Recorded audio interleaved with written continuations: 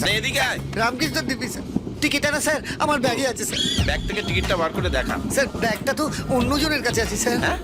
হ্যাঁ তোর টিকিট অন্যের ব্যাগে কি করে ঢুকলো? না স্যার ব্যাগটা আমার স্যার ও, টিকিটটা তোর নয়। রামকৃষ্ণ দিব্যি স্যার টিকিটটা আমার ব্যাগটা আমার স্যার তুই যখন তোর তখন অন্যের কাছে গেল কি? আর জাগে জাগে বিড়িতে সব কিছু হয়। এখন যা, ব্যাগটা নিয়ে আয়, এনে টিকিটটা দেখা। স্যার লোকটা তো স্যার ট্রেনে নেই স্যার হ্যাঁ, তাহলে কি দাঁড়ালো?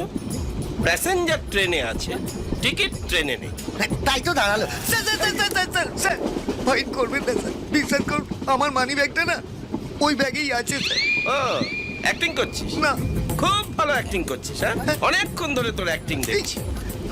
আচ্ছা, বাংলা ফিল্ম টিম দেখিস? হ্যাঁ স্যার এক কাজ করতো, বলেন। ওই বাংলা ফিল্ম থেকে গরম গরম দু চারটে ডায়লগ ছাড়তো, পছন্দ হলে ছেড়ে দেবো। রামকৃষ্ণ দিব্যি স্যার আমি তো আর্ট ফিল্ম দেখি স্যার ওখানে না গরম গরম ডায়লগ থাকে না গরম গরম অন্য সব হ্যাঁ, স্যার আমি বলবো বল। হেই!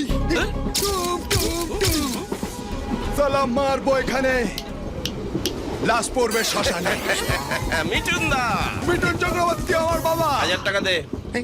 কেন স্যার মিঠুন চক্রবর্তী তোর বাবা? তুই তো বড় লোকের ছেলে, মাল ছাড় মাল ছাড়। আমার কাছে টাকা নেই স্যার টুম, টুম, টুম। আমি বালি বোড়াও নই, জল ঢোড়াও নই, একেবারে জাত গোখরো। এক বলে ওরে বাবা, ছবি করে দেবো। অ্যাক্টিংটা কেমন করলাম বল? ভালো স্যার আরে, ওই মালটা কোথায় গেল? কে স্যার আরে রামকৃষ্ণ,